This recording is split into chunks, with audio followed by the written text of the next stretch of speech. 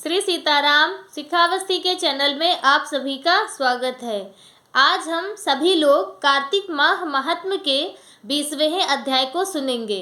19वें अध्याय में आप सबने सुना कि किस प्रकार से वृंदा का पतिव्रत भंग होता है और फिर वह क्रोध करके अपने प्राणों को त्याग देती है और फिर उसके शरीर का जो तेज होता है वह माता पार्वती में समाहित हो जाता है।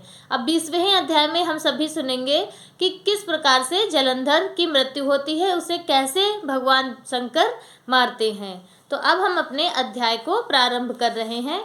भगवान गुरुदेव भगवान, गणेश भगवान और नारायण भगवान को स्मरण कीजिए और अध्याय को प्रारंभ करते हैं। तब राजा पृथु ने पूछा कि हे देवर्षि, इसके पश्चात युद्ध में क्या हुआ तथा वह दैत्य कैसे मारा गया, कृपा करके उस कथा को मुझसे कहिए। नारद जी ने कहा कि जब गिरिजा वहां से अदृश्य हो गई और गंधर्वी माया भी विलीन हो गई, तब भगवान वृषध्वज चैतन्य हो गए। उन्होंने लौकिकता व्यक्त करते हुए बड़ा क्रोध किया। फिर भगवान शंकर जलंधर से युद्ध करने लगे। जलंधर शंकर के बाणों को काटने लगा, परंतु जब काट ना सका तो उसने माया की पार्वती बनाकर उसको अपने रथ में पीछे बांध लिया, जो विलाप कर रही थी।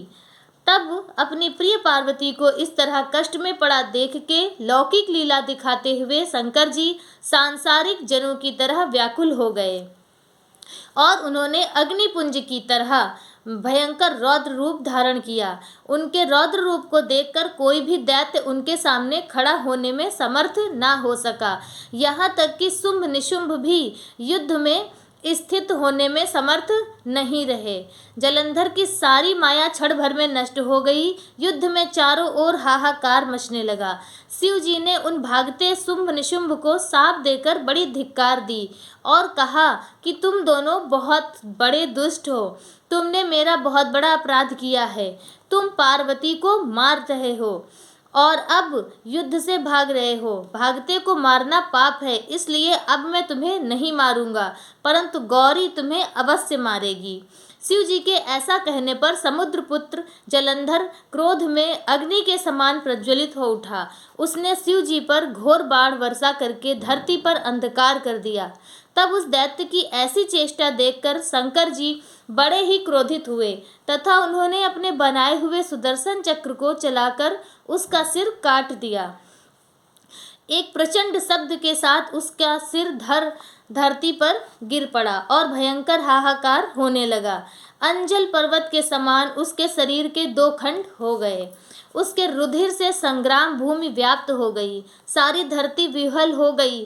शिव जी की आज्ञा से उसका रक्त और मांस महागौरव में जाकर रक्त का कुंड हो गया तथा उसके शरीर का तेज निकलकर शंकर जी के शरीर में वैसे ही प्रवेश कर गया जैसे वृंदा का तेज गौरी जी के शरीर में प्रवेश हुआ था। जलंधर को मरा हुआ देखकर देवता और गंधर्व सभी प्रसन्न हो गए हैं। 20वां अध्याय संपूर्ण हुआ। अब 19वें अध्याय में हम सभी सुनेंगे कि किस प्रकार से वृंदा और जलंधर का जो तेज है वो भगवान शंकर और माता पार्वती में ही समाहित हो जाता है। तो यह लीला भगवान ने क्यों रची यह लीला क्यों रची गई। आज का वीडियो मेरा बस इतना ही। इन्हीं सब मंगल कामनाओं के साथ में श्री सीताराम।